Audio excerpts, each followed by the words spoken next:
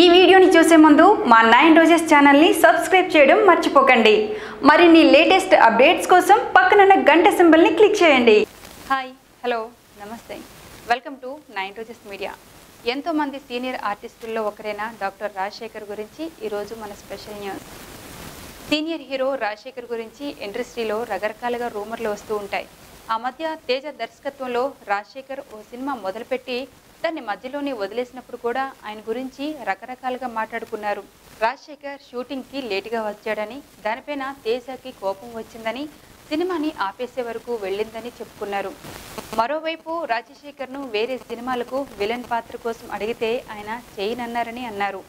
ఇలా ఈ senior hero గురించి చాలా రూమర్స్లే ఉన్నాయి ఇండస్ట్రీలో. తాజాగా ఒక ఇంటర్వ్యూలో రాజశేఖర్ ఈ రూమర్లన్నింటిపైన స్పందించారు. కొన్ని సంచలన విషయాలు వెల్లడించారు. విలన్ పాత్ర చేయడానికి నాకు ఎలాంటి అభ్యంతరం లేదు అన్నారు రాజశేఖర్. ఆ మధ్య దర్శకుడు తేజ గారు వచ్చి ఓ కథ చెప్పారు. అందులో విలన్ పాత్ర నాకు బాగా నచ్చింది, చేయడానికి ఒప్పుకున్నాను. కానీ క్లైమాక్స్ విషయంలో తేజ గారికి నాకు ఏకాభిప్రాయం కుదరకపోవటం వల్ల ఆ ప్రాజెక్టు పక్కన పెట్టాల్సి వచ్చింది. రామ్ చరణ్ నటించిన ధృవ సినిమాలో విలన్ వేషానికి మొదట నన్నే అడిగారు. దర్శకుడు సురేందర్ రెడ్డి జీవితతో ఈ విషయాన్ని చెప్పాడు. సూపర్ క్యారెక్టర్ కావడంతో చేస్తానన్నాను.